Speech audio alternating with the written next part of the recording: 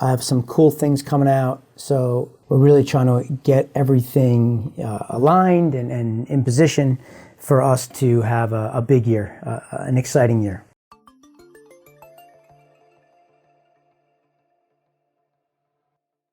Hey, well, what's up, everybody? How you guys doing?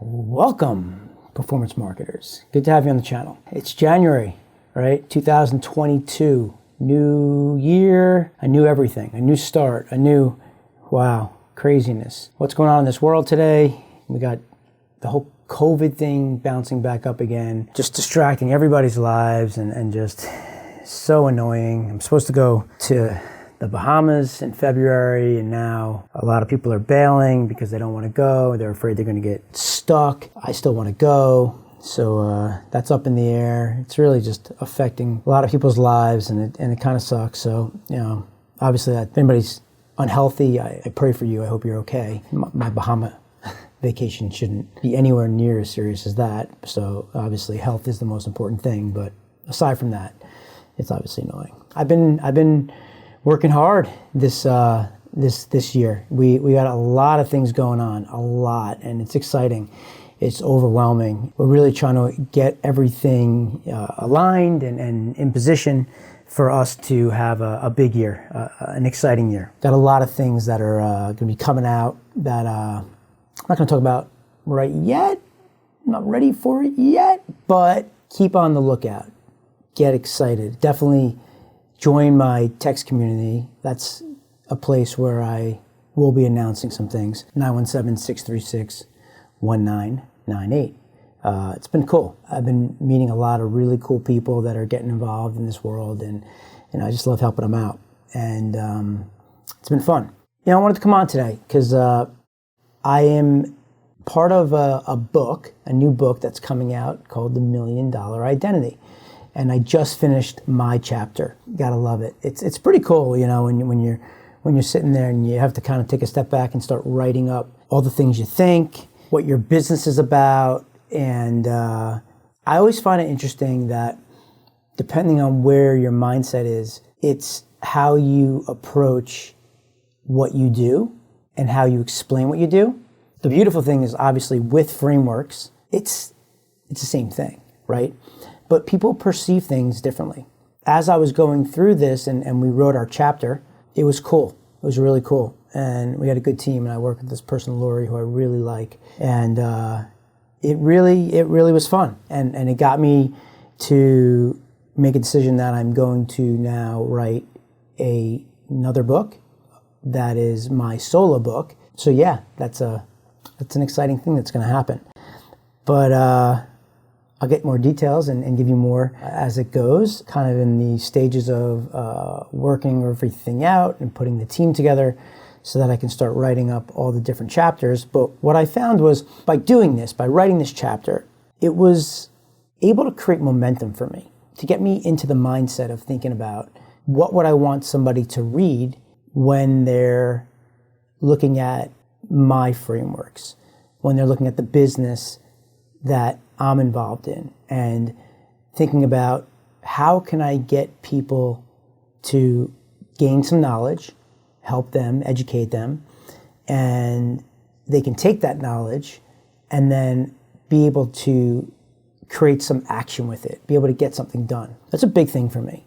I see a lot of people out there and they sell a lot of coaching programs and all these things, and for me it's the result, right? I don't want to get paid by somebody and them not get a result. That just doesn't feel good to me. It's almost like giving somebody a stock tip and then the stock blows up and goes down and people lose money and you feel horrible, right? Well, I don't want people giving me money, coming in and learning, which is good, but not executing and having results.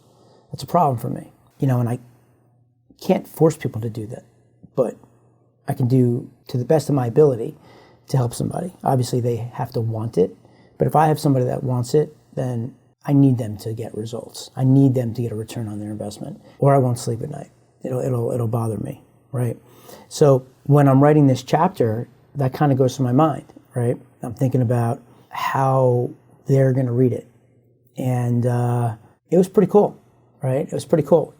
When you're doing it, you got to think about it as when you're writing an email. If you were to write an RFP or some proposal, let's hypothetically say someone comes to you and says, hey, write me a proposal for your services on what you do and how you're going to add value and blah, blah, blah, blah, blah, right? I'm a big face-to-face guy, get on the phone guy. I'm not a big create a relationship by emailing each other, right? I think it's insensitive, right? It's great. It's a good use for certain things, but to build relationships, you got to see people, you got to talk to people, and that's how you grow as colleagues, as friends, right? But there are times where these huge brands will ask to submit an RFP. RFP's request for proposal is what it means, right? And you have to think about this in a way, and it's the same thing of this chapter of writing the book, that whatever you put down on paper, whatever you write in that proposal, whatever you put in that chapter, you need to do it in a way that whoever you give that to, they're going to give it to their boss and 10 other people who are going to read it. And if there's going to be questions that are going to be asked from the proposal, then you didn't do a good job, right? You have to think about it in a way that when you're submitting something like that, you need to answer the questions that you think are going to be asked because you're not going to be there. It's a one-time, one-shot thing, right? One opportunity. Eminem, right? Great song. You got one opportunity. What you gonna do with it? I like that a lot. But the point is like you gotta make sure you explain yourself, what you do, what you're bringing to the table, how it's valuable, the results you're gonna get, right? And that's what happened in the chapter. So we went through this whole process, and it was fun. It was fun. I enjoyed it. I didn't think I would enjoy it as much as I did. And that led me to now wanting to write a book. And the reason I think that writing a book for me is going to be easy is because, to me, it's all the same thing. If I write a book or I create a course, it's the same thing. It's the same framework. If I want to talk about it on the podcast, on the YouTube channels, it's all the same thing. They're just broken down into pieces, right? It's just how the people are going to consume your information, your content. It's like, do you want to listen to something where you put on some headphones and listen to me? Do you want to watch videos and watch me? Is that a way for you to resonate with me and for it to be delivered? Or do you want to read? That's where blogs come in and books and all that stuff. And you don't have to write a book. I don't think it's necessary. It's a good thing for certain people. It depends on how you do it. If it's going to consume all your time and you're not generating any revenue, then I don't think you should do it. You need to have some cash flow coming in while you do this. I don't think for someone who's starting off in a business that you should go to writing a book. You can do it, it's great, but it takes time, a lot of your energy, and it's going to distract you from generating revenue, right? And the one thing is cash flow is king. My opinion is any business you're in, you got to figure out how to create some cash flow for yourself so that you're paying for things while you build your business, while you do other things that are going to enhance your business. If you haven't done the phase one of generating some cash flow, then you're not ready for a book. At least that's how I feel. I'm not ready for a book. The book that we're going to write, the thought process around this is all around, right? Surveys, right? Surveys, Survey Detective is the platform that we've been talking about for a while. I've been working on this for a long time. And it's awesome, man. It's awesome. But it's so funny. It's like you're so afraid to launch it because you want it to be perfect, right? And you have this one opportunity with people to make it work is the way that, you think. It's scary. But, as we're talking about this, I think that you don't have to have the best platform to be successful.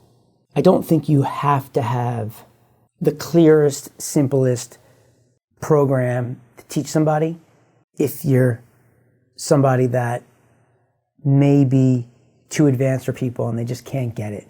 And you got to pull back a little bit, right? Those are all issues in programs, right? But for me, what I'm going to set out to do for Server Detective and the book and everything else we do is I'm going to try to just do what Jeff Bezos does. I'm going to obsess over the customer.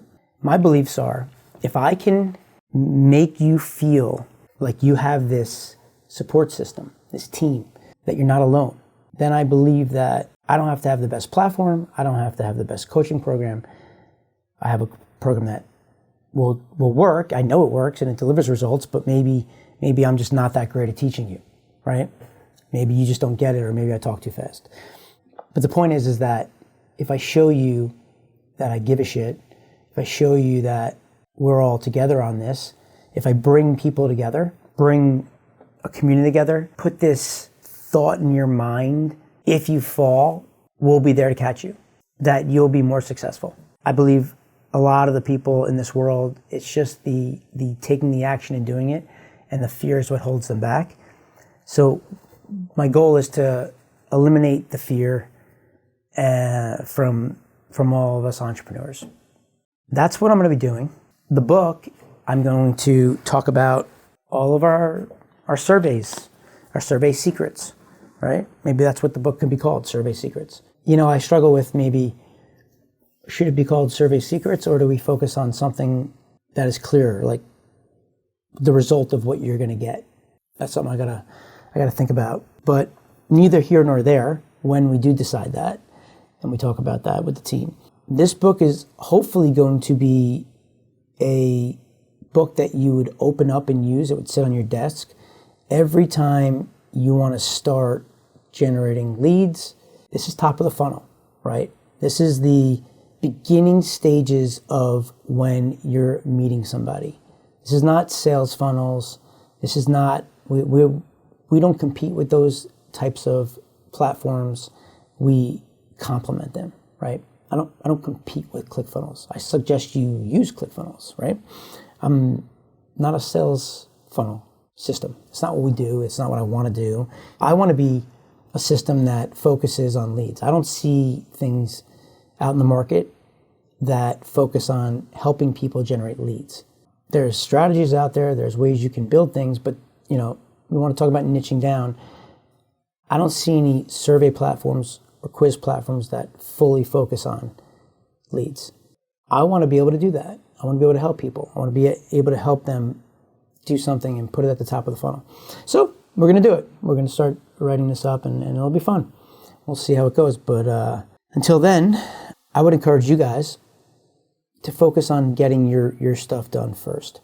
Start putting things in place to make sure you're generating revenue. If you're somebody that's hasn't started yet, well then, start to find somebody that can educate you. If you're listening to me, hopefully you're getting some good value out of some of the things that I've been publishing. I've been getting a lot of good feedback from people. I get people pretty much like sending me stuff where they ultimately want me to build out their program for them, and it's insane. And I love it. I mean, I'm not going to do it. I got things going on, right? But what it does is it encourages me to listen to these questions so that I can answer them now in videos, in my content, in these books that I'm writing, so that they don't have to ask me, right? Some people come to me and they'll ask me questions that I've already done a video on or a podcast on, and it just shows me that they haven't listened or consumed my content, right? That's just a simple tell. And the whole point, the people that I want to be around are the people that consume my content, that go through and listen to what I've been talking about, watching what I've been talking about. Those are the people I want to work with, right? I want to work with people that want it. That's a powerful thing. That's by far away the most important thing, is the person you attract, the person that you're bringing in to work with. right? It all starts there. And we can get into that in way more detail with my perfect survey framework, AISTP, which is pretty funny. As we were writing the chapter and we talk about perfect survey method and the framework of AISTP, one of the people I was working with made a funny joke, and we put it in the book, but how to remember AISTP was, she said, Amazon is selling toilet paper. I just thought it was really funny. And yeah, I was like, all right, let's keep it. Cool. It's an easy way to remember it. Maybe we can come up with something a little bit deeper, but like, you know, when I think about that, I think of like how no one can get toilet paper during the COVID days, and it just made me laugh. So Amazon is selling toilet paper. That is the framework, AISTP. Yeah, and A stands for attract. That's the beginning, that's the front end of any survey quiz. And that is so important to get right, because you got to attract the right people. If you don't attract the right people, it's over before it started. A lot of wasted time and energy will go into this. You'll fail, it won't work, or even worse, you won't fail, but you will hate the people you're working with, right? It's like the guy who has this great job, making tons of money, but can't stand their job and can't stand the people they're around. And that's a problem, right? It's great to make money, but like, you gotta have passion and enjoy what you do. If you do, you'll be happy. You'll be a happy person, a very happy person. If you're not, it'll show. You won't be happy, right? You'll be something that you're compromising. That's the thing, right? So like when I'm naming this book, I gotta figure out how to name the book to attract the right people. It's like when I talk about getting traffic online, right? We talk about the who. The most important thing is the who. You can't figure out how to target somebody, find somebody on the internet until you know who it is you're looking for, right? Makes sense. Well, it's the same thing with a book. It's like that front end title from the A of attracting somebody. We gotta create a title that if this is sitting in the airport and you're heading to your gate and you just stop into the bookstore, you have a few seconds to grab somebody's attention. We need to deliver something, some title that grabs somebody's attention, that they'll grab that off the shelf, pay for it to bring on the plane to read. That's ultimately the goal, right? It's like in the RFP of saying you just have to answer the questions, right? Like, I don't have time to explain what the book's about in the bookstore. I'm not around when people will see the book, right? It helps if people read it, like it, review it, recommend it, of course. But I'm a direct marketer. I'm a performance marketer. I don't want to rely on that. It's a value add. It's a great thing. But I need to take things into my own hands to make sure this is a success. And I need to be able to do it, whether somebody recommends it to you or not, or if you've ever heard of me or not. It's focus on what the result is that my who is looking for. So, you know, that's it, right? That's what it's all about. So that's my January. That's the beginning of this year. That's been going on. And at the same time, we've been hiring people. We've been building out org charts and introducing some new things. And it's fun. It's fun. It's a lot. We got a lot going on, right? So we gotta focus. Universal's in a good place. We brought on a new person that's really smart. Been in the business for a while, so I'm excited to get going and start working with him and him to collaborate with the rest of the team. We have a few other people that we're thinking about as we go down this path of growth, right? Of growth, of being able to scale. And it's like, I run into this thing of focus is the most important thing for me, right? I have ADHD. If anybody listens to me, they know that. If I go off on tangents, if I'm getting hit in different directions, my brain just melts. I can't focus. And if I can't focus, then I'm not successful. Me focusing is success for me. I know that. I know that about myself. The problem is I like to do a bunch of things. I like to be involved in a lot of different things. So the solution is I need to make sure that I have a team that is accountable for each project that I want to be working on, each business that I want to be working on, right? Because I can't be in 7 places at once. However, I can give what I'm best at to each of those pieces. And if I can get the right people that, for a lack of a better word, can pick up what I put down. I had an intern over the summer that would say that to me. I'd be talking to him and he'd be like, I'm picking up what you put down. I got it. And I would just laugh. Like, it's so funny when you like work with these 20-year-olds and, even like my daughter who's a teenager, they have all this slang that they talk in ways that you're like, huh? What are you saying? And it just cracks me up, man. The older we get, like, it's like, you feel like you're out of it. But like, I'm picking up what you're putting down. But the point is, like, you get people that you can sit down in the meeting with, you talk to them, whatever you talk about, they get it. They're on the same wavelength as you, right? They don't have to know what I know. They just have to be smart enough to be able to understand what I'm talking to them about. We collaborate. And then when I walk out of that meeting, when I leave, the person that's holding that baton, that person, that head guy that's accountable, has to know everything and feel like he gets it to be able to then go and execute, help my team execute, right? That person, there's like one person that like is there, the project manager, the operations director, who can go and build this thing into our task manager so that then I can go on and do the next thing and focus there and repeat. Just keep repeating that. Finding good people that can pick up what I put down and move it forward and execute. And by doing that, you can have some scale and you can have your hands in a lot of different things. And that's how I figured out how I can do that, because people talk about like, oh, you should shelve these things, put them away, get rid of them, shelve everything. And I don't disagree with that. Like, focus is the key to success.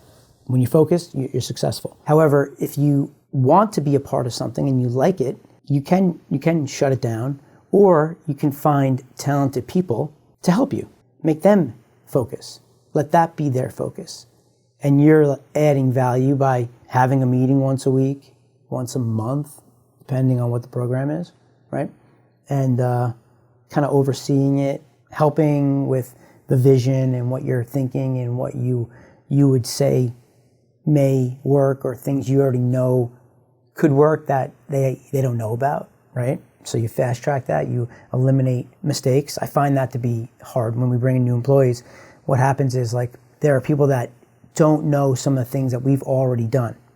So they'll repeat and do it themselves. So part of our challenge is trying to make sure everybody is on the same page and working together. Otherwise, like, you'll see somebody that goes off, does something, comes back, a week goes by, and then I see what they did, and I'm like, oh man, that's not gonna work.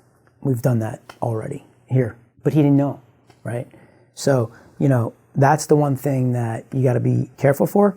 But with that said, you also gotta make sure that it doesn't distract you from your main goal.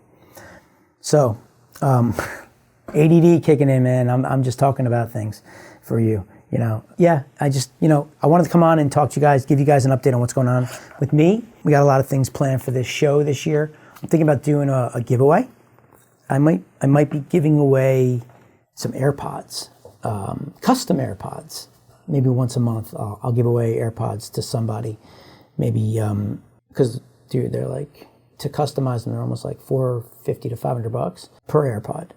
But they're really cool, and they're branded, and I'm excited about them. So when I get them in, which I haven't gotten them yet, it takes a few weeks, that's when I think I'll launch that and start to do some fun giveaways, and that'll be cool. Yeah, right now, just finished this chapter, about to start something else. I'm excited. It's going to be a big year, a challenging year. Stock market and cryptos are getting crushed right now. Crushed. If you're a believer, you hang in, right? If you're not, you're going to get scared and you're going to get out.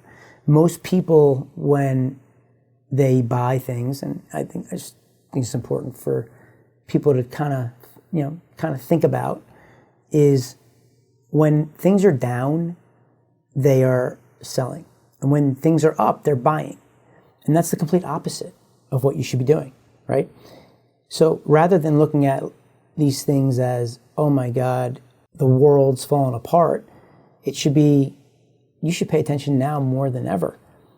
These are the opportunities where you can get in. These are the discounts. Nothing's changed. You know, they're talking about inflation and the Fed raising rates and you know, there's a lot of things in the world that are going on that's doing this, but like fundamentally nothing's changed. Nothing's changed for Bitcoin.